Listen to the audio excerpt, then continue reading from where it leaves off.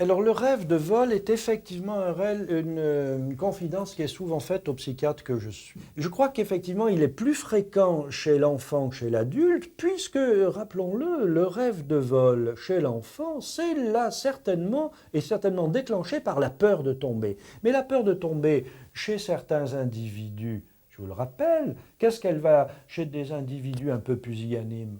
Elle va tout simplement engendrer le fait de rester au sol et de bien s'y accrocher, de ramper. Chez certains individus mieux nés, elle va enclencher le désir de vol. C'est la peur de tomber qui engendre le désir de vol. Le docteur Jean-Louis Garello est psychiatre et spécialiste de médecine sportive.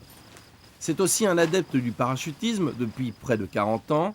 Il a plus de 2000 sauts à son actif.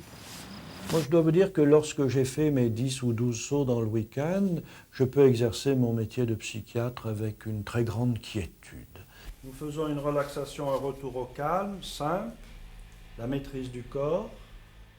Le docteur Garello est aussi le médecin chargé de la préparation mentale des athlètes de haut niveau de la Fédération française de parachutisme. Mes jambes sont lourdes, comme du plomb. Car quel que soit leur niveau de pratique, tous les parachutistes dans l'avion doivent gérer un équilibre fragile entre concentration et excitation, entre peur et plaisir. La montée d'adrénaline à la sortie de l'avion et l'ouverture du parachute, c'est ton côté animal, ça. C'est instinctif. C'est pas raisonné. Je crois que c'est très difficile d'arriver à le contrôler. Il faudrait s'y préparer spécialement. Je pense que quelqu'un qui se préparait spécialement pour ça, qui travaillerait de la relaxation type yoga avant chaque saut, mais s'il faut y passer 1 heure avant chaque saut, autant avoir le petit rush. Et puis c'est pas désagréable. Le stress, c'est le mot anglais donc, qui signifie la résistance qu'un câble peut endurer jusqu'à avant la rupture. Que se passe-t-il dans notre organisme à ce moment-là? Eh bien, l'organisme va répondre à la sollicitation « attention, alerte, danger ». Et il va tout de suite sécréter les hormones et les neurohormones qui vont lui permettre de se mettre en position de combat. Alors, il faut qu'il augmente sa tension artérielle pour mieux irriguer ses muscles et son cerveau. Il faut qu'il accélère son cœur. Comme il a besoin de sang, il faut qu'il vide les viscères de leur sang pour utiliser ce sang vers les masses musculaires. Il faut qu'il éveille sa vigilance pour chercher la bonne solution.